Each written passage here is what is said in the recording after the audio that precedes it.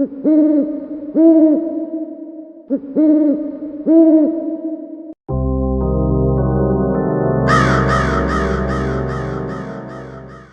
اللہ الرحمن الرحیم۔ السلام علیکم دوستو، آج میں آپ کے لیے ایک بہت ہی پراسرار اور کالے جادو سے متعلق کہانی لے کر آئی ہوں، لیکن کہانی شروع کرنے سے پہلے آپ سب دوستوں سے گزارش ہے، اگر آپ میرے چینل پر نئے ہیں یا ابھی تک آپ نے میرا چینل سبسکرائب نہیں کیا تو اسے سبسکرائب کر لیجئے اور بیل آئیکن کو آل پہ کر لیں تاکہ دلچسپ اور بہترین کہانیوں کا جو یہ سلسلہ ہے بر وقت آپ کو ملتا رہے۔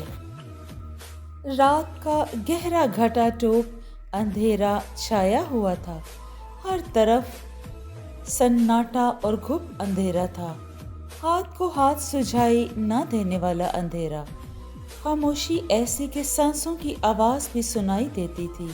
اتنے میں خان بابا قبرستان سے باہر نکلے۔ خان بابا کا کام قبرستان میں قبریں کھودنا تھا، وہ پورے قبرستان کی نگرانی بھی کرتے تھے۔ قبرستان میں نظر دوڑانے کے بعد کہ کوئی قبرستان میں ہے تو نہیں، واپس گھر کو جا رہے تھے کہ قبرستان کے باہر انہیں کسی کے رونے کی آواز سنائی دی۔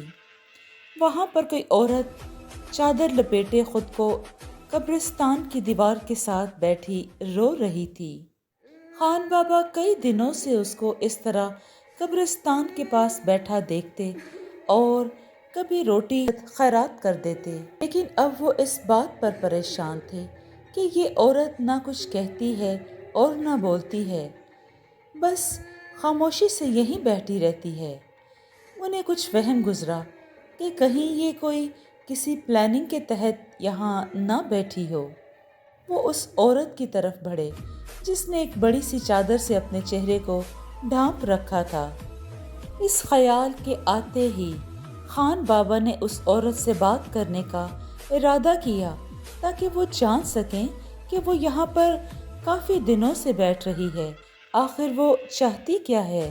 وہ عورت اپنے حلیے سے بہت ہی بدحال معلوم ہوتی تھی اور بس روتی رہتی تھی۔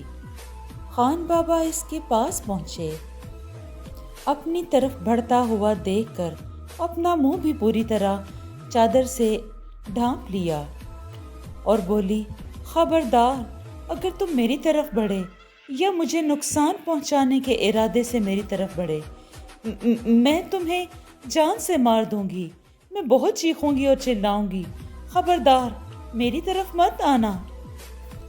اس عورت کی بات سن کر خان بابا اس سے دور ہی رک گئے اور اس سے پوچھا، بہت دنوں سے میں دیکھ رہا ہوں کہ تم قبرستان کی دیوار کے باہر ہی بیٹھی رہتی ہو اور روتی رہتی ہو، کیا مسئلہ ہے تمہارا؟ اور یہاں بیٹھنے کا مطلب کیا ہے؟ کیا چاہتی ہو؟ یہ بھی بھلا کوئی ایسی جگہ ہے کہ جہاں بیٹھ کر کسی کا انتظار کیا جائے؟ یہاں تو بس وہی لوگ آتے ہیں جن کا تعلق دنیا سے ٹوٹ چکا ہوتا ہے۔ ایسی جگہ جاؤ جہاں تمہیں کھانا اور رہائش دونوں مل سکیں، بہت سی جگہیں ہیں، تم کہیں بھی جا سکتی ہو۔ یہ کہہ کر خان بابا ابھی مڑے ہی تھے کہ وہ عورت بولی، بابا میں یہاں مرنے کے لیے ہی تو آئی ہوں، اگر آپ مجھے زندہ ہی دفن کر دیں، اس دنیا سے میرا تعلق ختم کر دیں تو مجھ پر آپ کا بہت بڑا احسان ہوگا۔ اس عورت کی ایسی باتیں سن کر خان بابا کو غصہ آ گیا، ان کے پاؤں جم سے گئے، پھر پلٹ کر انہوں نے کہا، یہ کیا بک رہی ہو تم؟ کیا پاگل ہو گئی ہو؟ پاگل خانے چلی جاؤ، وہاں کم از کم تمہیں 2 وقت کا کھانا تو مل جائے گا۔ اب کل صبح تم مجھے یہاں بیٹھی نظر مت آنا، ورنہ میں خود پاگل خانے والوں سے رابطہ کر کے تمہیں وہاں بھجوا دوں گا، اور خبردار آئندہ تم مجھے کبھی یہاں دکھائی دی، بڑی آئی، مجھے زندہ دفن کر دو۔ خان بابا کا غصہ 7ویں آسمان پر تھا۔ خدا کا خوف نہیں آتا کیا تمہیں؟ خدا کی دی ہوئی خوبصورت زندگی کو ختم کرنے کو کہتی ہو؟ مجھے اس گناہ کے لیے کیوں کہتی ہو؟ کیا اپنے رب سے امید ختم کر بیٹھی ہو؟ جاؤ یہاں سے چلی جاؤ۔ خان بابا شدید غصے میں تھے۔ ابھی وہ یہ کہہ کر پلٹنے ہی والے تھے کہ ایک تیز ہوا کے جھونکے نے اس کے اوپر سے وہ چادر بھی اڑا دی جس سے وہ خود کو سمیٹے اور منہ چھپائے بیٹھی تھی۔ چادر کے ہٹتے ہی خان بابا کی نظر جب اس عورت کے چہرے پر پڑی تو وہ کانپ کر رہ گئے۔ گڑیا، گڑیا، کیا یہ تو ہے؟ یہ تم نے کیا حال بنا رکھا ہے میری بچی؟ تم مجھے چھوڑ کے کہاں چلی گئی تھی؟ اب خان بابا کی آنکھوں میں بھی آنسو چھلک رہے تھے اور وہ عورت اپنے ہاتھوں سے اپنے چہرے کو چھپانے کی ناکام کوشش کرنے لگی۔ اب اس کی بھی آنکھوں سے زاروں قطار آنسو بہہ رہے تھے۔ خان بابا کا چہرہ بھی آنسوؤں سے تر ہو چکا تھا۔ وہ اس بدحال عورت کا چہرہ اپنے ہاتھوں میں لیے زاروں قطار رو رہے تھے اور پھر اس کو اپنے سینے سے لگا لیا۔ خان بابا نے جب اس کو اپنے گلے سے لگایا تو وہ عورت کا تو جیسے آنسوؤں کا سمندر کھل گیا ہو۔ وہ زاروں قطار رو رہی تھی اور چیخ چیخ کر رو رہی تھی کہ جیسے آج وہ اپنے آنسوؤں کے ذریعے اپنا سارا غم ختم کر دینا چاہتی ہو۔ ہاں بابا، میں آپ کی گڑیا ہوں، میں آپ کی گڑیا ہوں بابا۔ خان بابا نے اس کو سنبھالا اور پھر اپنے گھر لے آئے۔ دونوں نے بیٹھ کر کھانا کھایا اور اپنے پرانے دنوں کو یاد کرنے لگے۔ بابا، آپ نے وہ گھر کیوں چھوڑ دیا اور یہاں قبرستان میں کیوں آ کر رہنے لگے ہیں؟ خان بابا نے اپنے اندر ایک گہری سانس کھینچی اور پھر کہنے لگے، بیٹا، تیری ماں کے مرنے اور تیرے چلے جانے کے بعد وہ گھر مجھے کاٹ کھاڑنے کو دوڑتا تھا، اس لیے میں یہاں آ گیا اور اب میں یہاں پر بہت خوش ہوں۔ تیری ماں کی قبر کو بار بار آ کے دیکھ لیتا ہوں، صفائی کرتا ہوں، بس اب یہاں سے جانے کو دل نہیں کرتا، یہیں پر رہتا ہوں۔ گڑیا، تجھے یاد ہے بیٹا، جب میں تجھے لے کر آیا تھا یتیم خانہ سے، میں اکیلا تھا، دنیا میں میرا کوئی نہ تھا۔ تیرے آنے کے بعد میری زندگی میں رونق آ گئی، اور تجھے جب لایا تھا نا تو یہ آم کا پیڑ اس کے بعد ہی لگایا تھا۔ دیکھ کتنا بڑا ہو گیا ہے یہ بھی اور تو بھی۔ اور تجھے یاد ہے تو صبح اٹھ کر ہر روز اس کو گلے لگاتی تھی اور کہتی تھی، بابا یہ میرا چھوٹا بھائی ہے، وہ تو اپنی جگہ قائم ہے۔ پتہ نہیں گڑیا تو کہاں کھو گئی تھی؟ گڑیا بھی اس کو دیکھ کر جیسے کہیں کھو گئی ہو، پھر مسکرانے لگی۔ ہاں بابا، میں اس کو اپنا چھوٹا بھائی ہی کہتی تھی۔ پھر ایک لمبی سانس بھر کر کہنے لگی، کھوئی نہیں تھی بابا، بھٹک گئی تھی۔ ہاں بابا، میں بھٹک گئی تھی۔ میں جس شخص کے ساتھ گئی تھی اور اس سے شادی کی، لیکن اس نے مجھے مرنے کے لیے اس دنیا میں تنہا چھوڑ دیا، جو میرے لیے سب کچھ تھا بابا۔ ایک پل ایسا آیا کہ میں اس کے لیے کچھ بھی نہ رہی اور اس نے مجھے اس خوفناک دنیا میں تنہا چھوڑ دیا۔ خان بابا نے ایک گہری سانس بھری اور پھر اس سے پوچھا، مجھے بتا بیٹا، تیرے ساتھ کیا ہوا تھا؟ اپنے گزرے ہوئے 5 سالوں میں کھو گئی۔ بابا، جب میں کالج پڑھتی تھی نا تو وہاں پر ایک لڑکا تھا، مجھے اس سے محبت ہو گئی تھی۔ میں آپ کو بتانا چاہتی تھی بابا، لیکن میں نہیں بتا پائی۔ میں نے اس کے ساتھ بھاگ کر شادی کر لی، ہم نے کورٹ میرج کر لی تھی، اور اس سے بڑی غلطی تو مجھ سے یہ ہوئی، شادی سے پہلے ہی اس کا بچہ میرے پیٹ میں پل رہا تھا۔ بابا، میں اس بات پر شرمندہ تھی اور مجھے خوف تھا کہ دنیا والے آپ کو تھو تھو کریں گے کہ ایک اناتھ بچی کو سہارا دیا، اور اس نے کیا کیا، باپ کے منہ پہ کالک پوت کے چلی گئی۔ بابا، بس یہی خوف اور یہی ڈر نے مجھے یہاں سے جانے پر مجبور کیا۔ میں آپ کی بدنامی اور آپ کا دکھ جو میری طرف سے تھا، میری غلطیوں کی وجہ سے تھا، میں وہ نہیں دیکھ سکتی تھی بابا۔ میں اس لیے چلی گئی تھی، میں چھوڑ گئی تھی آپ کو۔ کالج کی پڑھائی بیچ میں ہی چھوڑ کر میں نے اس سے شادی کر لی اور اس کے گھر چلی گئی۔ میں یہ سمجھتی تھی کہ شاید اس کے گھر والے مجھے قبول نہیں کریں گے، لیکن ایسا نہیں ہوا بابا۔ انہوں نے مجھے قبول کیا، نہ صرف قبول کیا بلکہ مجھے بہت زیادہ پیار دیا۔ لیکن میں بہت بدقسمت تھی بابا، میں بہت منحوس ثابت ہوئی تھی اس گھر کے لیے۔ میرے منحوس قدم پڑتے ہی اس گھر کی بربادی شروع ہو گئی۔ شادی کے پہلے ہفتے ہی احمد کے بڑے بھائی کا ایکسیڈنٹ ہو گیا اور وہ کوما میں چلے گئے۔ شادی کو ابھی 1 ماہ بھی نہ گزرا تھا کہ میری ساس نے بستر پکڑ لیا اور اس کی بھی ڈیتھ ہو گئی۔ ابھی تو بہت کچھ ہونا باقی تھا۔ شادی کے 6 ماہ تک میرے سسر پر فالج کا اٹیک ہوا۔ میں کچھ سمجھ نہیں پا رہی تھی بابا، اور میں اس گھر میں چوروں کی طرح ہر وقت چھپی چھپی رہتی اور شرمندہ رہتی تھی۔ میں جانتی ہوں کہ میں منحوس ہوں، اسی لیے تو ماں باپ نے بھی مجھے اپنے پاس نہیں رکھا اور یتیم خانے میں چھوڑ آئے، اس سے پہلے کہ میں حالات کو سمجھ پاتی۔ لیکن جب مجھے پتا چلا کہ میرے پیٹ میں پلنے والا احمد کا بچہ بھی فوت ہو گیا ہے، میرا پیٹ ہی اس کی قبر بن گئی ہے، تو اس کے بعد مجھ میں ذرا بھی ہمت باقی نہ رہی اور احمد نے مجھے منحوس کہہ کر گھر سے باہر نکال دیا۔ میں کہاں جاتی بابا؟ میرا کون سا ٹھکانہ تھا؟ اپنا گھر تو میں خود ہی چھوڑ چکی تھی، پھر کس منہ سے آپ کے پاس آتی؟ 4 سالوں تک بس میں ادھر ادھر بھٹکتی رہی، لوگوں کی بھوکی نظروں کا نشانہ بنتی رہی۔ کبھی بھیک مانگ کر کھا لیتی تو کبھی مزدوری کر کے کچھ پیٹ بھر لیتی اپنا۔ انجان مردوں کی نظریں مجھے نوچتی رہیں۔ میں اپنی قسمت سے لڑتے لڑتے تھک گئی تو میں نے خودکشی کی سوچی، تو دیکھیں قسمت مجھے آپ کے پاس لے آئی۔ مجھے معاف کر دیں بابا۔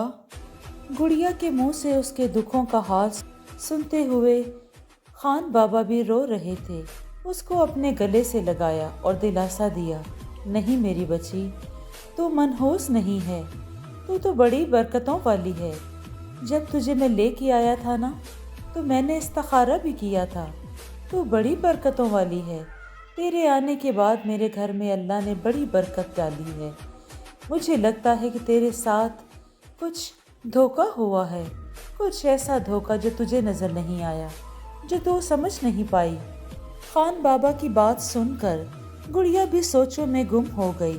اس سے پہلے کہ وہ کچھ کہتی، خان بابا اس کو لے کر قبرستان سے باہر نکل آئے۔ قبرستان سے باہر کچھ فاصلے پر ایک بابا بیٹھتا تھا، وہ ایک ہندو تھا، ہندو جادوگر۔ اس کی بابا سے بہت دوستی تھی۔ خان بابا اور وہ بہت اچھے دوست تھے۔ خان بابا نے اسے پکارا، وہ شاید کسی چلے میں تھا۔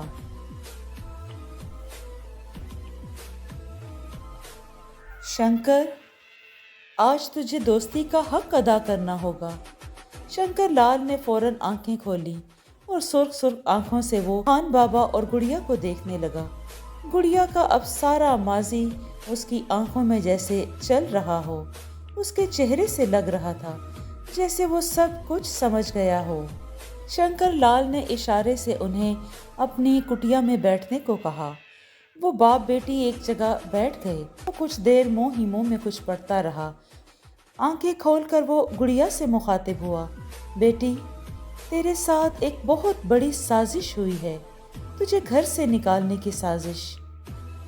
انہوں نے ایک بہت بڑی سازش کی جسے تو سمجھ نہ سکی اور ان کے دھوکے میں آ گئی۔ ان کا مقصد تجھے گھر سے نکالنا تھا اور جس میں وہ کامیاب بھی ہو گئے۔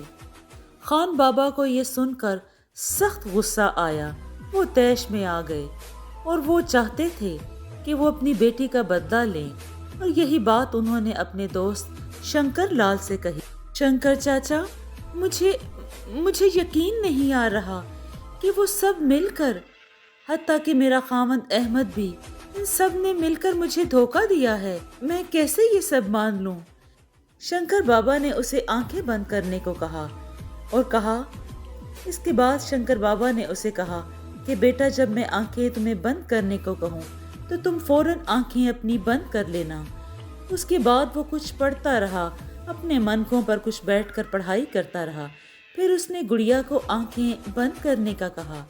جیسے ہی گڑیا نے اپنی آنکھیں بند کی، اسے ماضی کے وہ سال، وہ مناظر تمام نظر آئے جس میں اس کی ساس، سسر اور جیٹھ اس کے خلاف سازش تیار کر رہے تھے، جسے دیکھ کر وہ حیرت زدہ تھی. وہ بہت غصہ اور طیش میں آ چکی تھی. پھر منظر بدلا اور شنکر کاکا نے پھر سے کچھ پڑھا. اس کے بعد گڑیا کو اپنا سسرال، جس میں اس کی ساس، اس کا سسر اور اس کا جیٹھ نظر آ رہے تھے، جو بہت خوش تھے. اور احمد نے بھی دوسری شادی کر لی تھی اور اس کی بیوی کی گود میں بچہ بھی تھا.